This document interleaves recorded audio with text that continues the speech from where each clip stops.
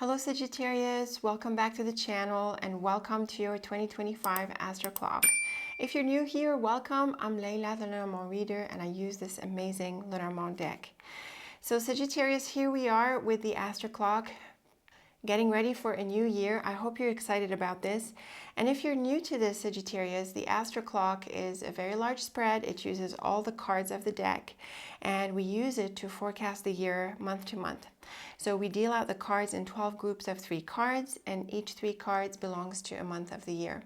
The Lenormand deck is made up of 36 cards, so it divides up nicely into 12 groups of 3. So Sagittarius, if you're ready for this, I am ready too. I hope we are going to get a really cool Astroclock for you. Let's deal out the cards and see what 2025 has in store for you. Okay, Sagittarius, here is your Astroclock. As you can see, it's a large spread. We've got all the cards on the table, and this means that we've got the positive cards, the challenging cards, the neutral cards, all of it is here. What makes your Astroclock unique is how they combine throughout the months. So you might have noticed that I started dealing out the cards at midnight, but I actually start reading at 1 o'clock. This is January, and I go around the clock all the way up to December. And before I get into the month-to-month reading of the details here, I like to orient myself and get an overview of the Astroclock. So I like to locate the positive cards, the challenging cards, the word cards, etc. And I like to get a sense of where everything is at. So I think April here stands out with the beautiful sun and flowers. We've got the whip with the stork, but actually I don't think the whip is going to be this challenging because the stork is a card of freedom, so it can point to releasing yourself from something. This could be a warning combination. Someone proves to be tricky and not particularly honest. And actually, I wonder if it ties into July. It can suggest the end of a relationship here. This is a wonderful new start and actually a wonderful new beginning in a relationship. The star is a beautiful card here. It certainly turns around the fox and bird, which can be challenging, and the beautiful clover with the fish and house. Great combination for property. We've got the key in December, which very much helps overcome the mouse and clouds. So that's quite nice, Sagittarius. The challenging cards are, for the most part, absorbed by other cards, so they're not as challenging as they would be or they can be. And typically in an Astroclock, we see 2 to 3 months of challenges, and the rest of it is either neutral or positive. So with this said, Sagittarius, let's get into the month to month, starting with January here. We have an interesting triplet. We have the cross with the tree and lily, and the tree is very much a card of patience. Actually, so is the lily. They're both cards of longevity and consistency.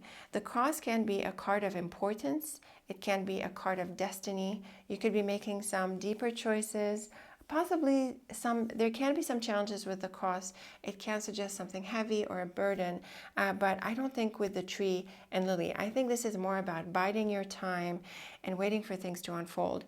The lily is also a card of career, and so you might want to grow in what you're doing, see if you can learn the lessons, and hang in there a while longer. And actually, when we look at February, the whip and stork are very much cards of change. And then the garden can be a community or a space or an environment. It can be the same environment that you are waiting on in the previous month. So they can be connected in these ways. And certainly the whip can be a challenging card, but I think with the stork and garden, it's more about making these changes and sort of snapping yourself out of a certain environment and probably getting involved in another environment. It's also a really good combination for getting out there, for making yourself to go out there and to go and see people, go places and explore.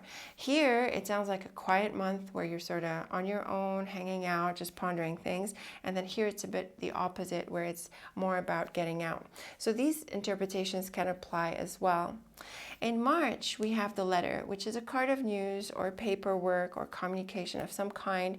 And with the anchor and bear, these are 2 very strong and steady cards. You could get a really positive conclusion. It could also be a message for you to act on the news or the paperwork or the whatever the letter represents in terms of interactions. And you are very strong as well. You have a sense of confidence and you know exactly where you stand relative to the situation. Maybe you're the one who needs to send out the communication, Sagittarius. That's also possible.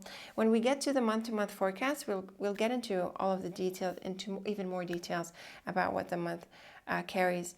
And so if you're sending out the communication, it sounds like this is a good month to do it. Paperwork, positive conclusion, things get completed, and there's an understanding. In terms of work, the bear is sometimes a card of, well, often it's a card of management. So you could be seeking a promotion or some kind of improvement, whether you work at a job or do something else. And these cards are great, you know, to stand behind your case and to really put yourself forward. So really nice cards in terms of strength and empowerment. In April, we have a beautiful combination with the sun and flowers. These are two of the brightest cards of the deck.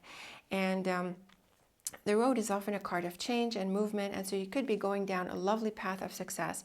It sounds like you're on the right track because it's leading to the outcomes that you want. And I have to say, April, these are very general cards, so we don't really see in what area this is happening. But of course, when we get to the forecast, the month-to-month forecast, we will dive more deeply into the cards. Moving on to May, we have news. The book is the opposite. It's more silent, but we have the writer and scythe after it, so something definitely opens. There is news, there's understanding, something comes to light, something that was on hold or you didn't hear about comes through. So this is definitely a really good combination for bringing things out into the open, hearing from someone or something where it was sort of on hold.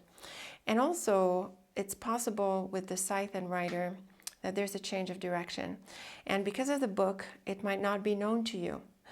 So it might come up suddenly, it might come up unexpectedly or without a plan, and it can cause you to change direction. Or it can move you in a certain direction that you didn't have much of a plan for. So quite exciting.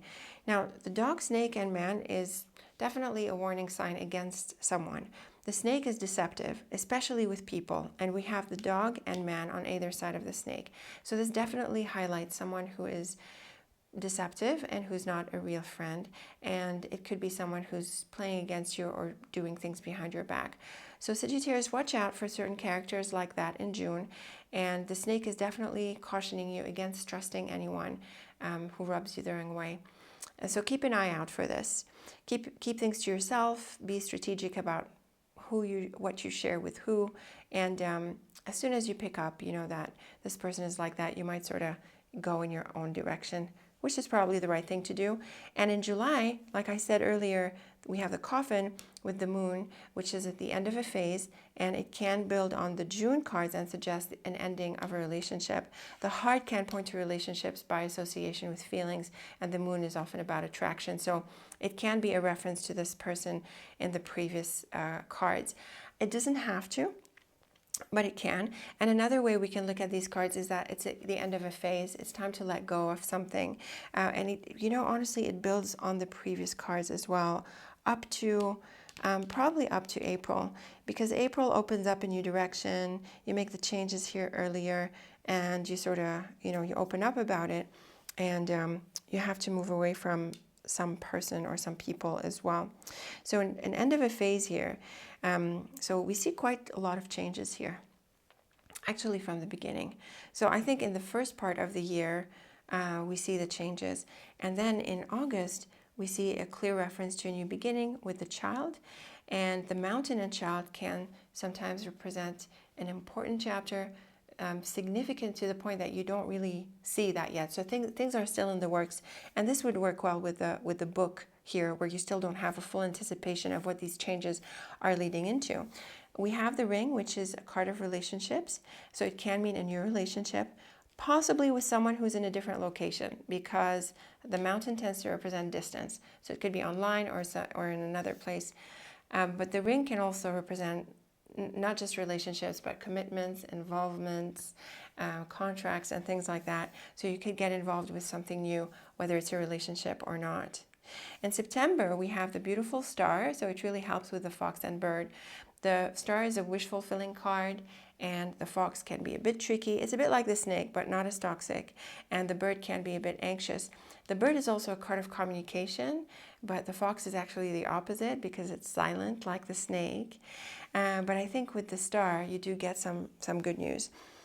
These are also really good cards for work because the fox is a card of employment and jobs, and it's very good with discipline and routine and getting things done.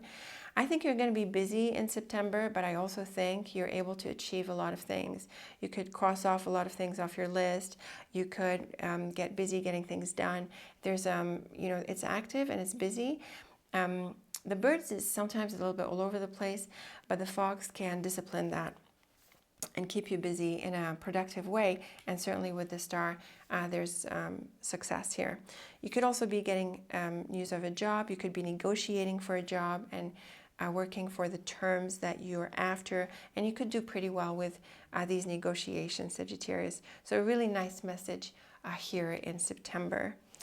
In October, we have the fish card. And the fish is a card of money and finances, more often than not.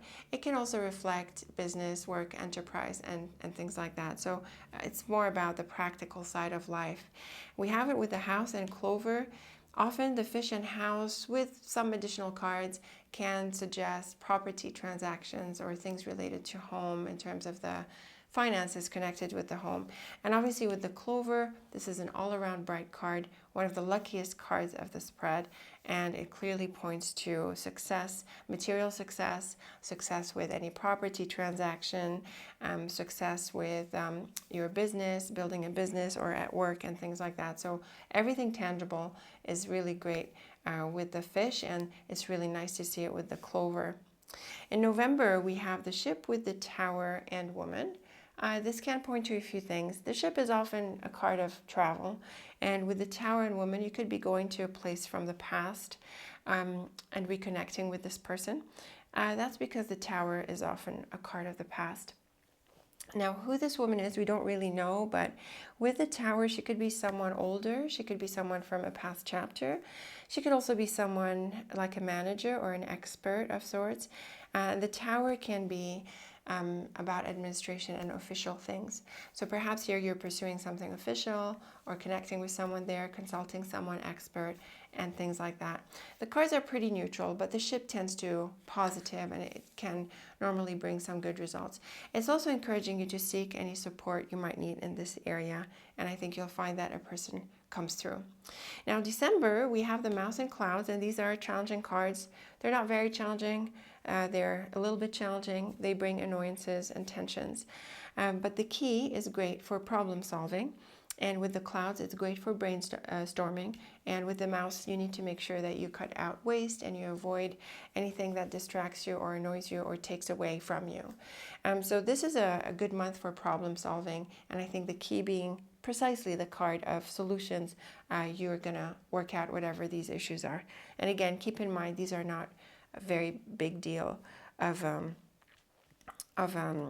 challenge here with the mouse and clouds. So overall, Sagittarius, it's looking like an exciting Astroclock. We do have some clear demarks in the layout.